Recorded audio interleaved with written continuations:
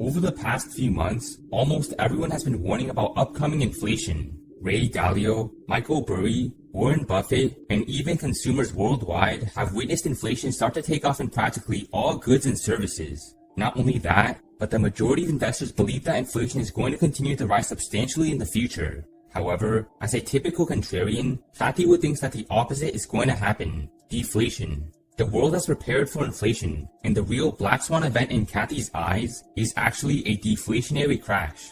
This video will go in depth on why Cathie believes this and how data backs up her claims.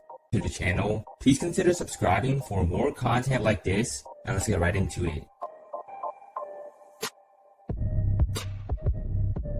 Cathie Wood started her career as an economist and has decades of experience to back up her claims. Therefore, it's vital that we see what Cathie has to say, regardless of any preconceived notions. In fact, in the early 1980s, two famous economists, Henry Kaufman and Milton Friedman, thought that inflation was here to stay. On the other hand, Cathie Wood, a relatively new economist, thought that inflation was cooling off. In the end, Cathie was right. Now, not surprisingly, Cathie Wood is making her bold prediction against the crowd. The first signal pointing towards decelerating inflation is the money supply. The supply of M2 money has increased significantly ever since the pandemic started. M2 money is a measure of the US money supply that includes savings deposits, checks, cash, checkable deposits, money market funds, and certificates of deposit. Of course, with the rise of stimulus checks, it's not a surprise that M2 money has increased dramatically. However, Cathie Wood is seeing a trend, which is that M2 money growth is slowing down at a rapid pace. M2 money growth has slowed down from 27% in April this year to just 17% in May. This slowdown in growth is likely why the bond market has been rallying over the past few months. 10-year Treasury bond yields have been suppressed to roughly 1.5% after peaking at 1.7% in March. Because bond yields and bond prices are inversely correlated, this means that the bond market has been rallying as yields are going down. When this happens, we know that the bond market is predicting deflation instead of inflation. The bond market could be rallying because of what I just mentioned about money growth. I don't think many economists have observed, I haven't seen it at least, that the money growth rate has been cut in half from that 27% to 13.8%. Maybe the bond market is focused on that. You might think that the bond market has been rallying because of the artificial buying power of the Federal Reserve. However, the Fed has been purchasing bonds for months now, and this isn't a new variable in the bond market. The buying power from the Fed has not changed the entire time, as even when the bond yield spiked up in March, the Fed's buying power was still there. In fact, the Fed plans to sell some corporate bonds and corporate bond ETFs that it purchased in the pandemic. After the high inflation reports, Cathie Wood, like every economist, actually expected the bond market to sell off. Nevertheless, bonds have just continued to rally. But I will tell you, with the CPI reports that we have gotten, PPI as well, much higher than expected, I would have expected the bond market to continue to sell off and interest rates, therefore, to go up.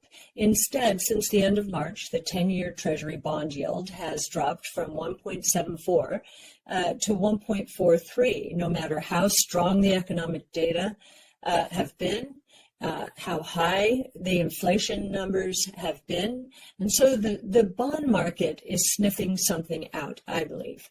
Now, many will say, well, it's just quantitative easing.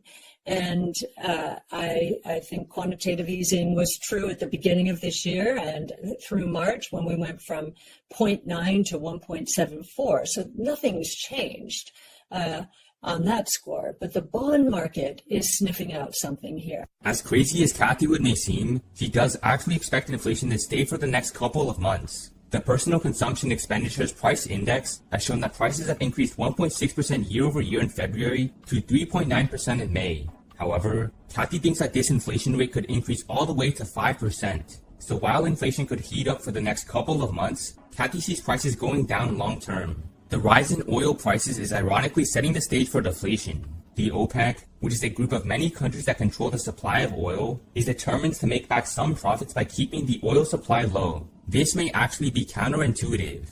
As oil prices have gone up, more and more people have begun flocking towards electric vehicles. During the pandemic, EV sales have increased disproportionately to fossil fuel vehicles. This is partly influenced by increasing gas prices and also the idea that EVs are superior to gas-powered vehicles. If oil prices continue to rise, then this will just incentivize more and more people to purchase EVs, which lowers the long-term demand for oil. Crude oil currently sits at roughly $75 per barrel, which is approaching the previous high of $77. Cathie thinks that oil will eventually go down to $3 to $12 per barrel. That's right, $3 to $12 per barrel. $12 per barrel would be an 84% decline from the current prices. If these low prices come to reality, substantial deflation would come. One of the reasons is, of course, OPEC, and they have about 5 million spare barrels they could produce per day. They're not. They want to keep the oil price high enough so they can fund their budgets. But at some point here, they may end up killing demand. When they start seeing demand destruction because of pricing, I do think they'll start producing.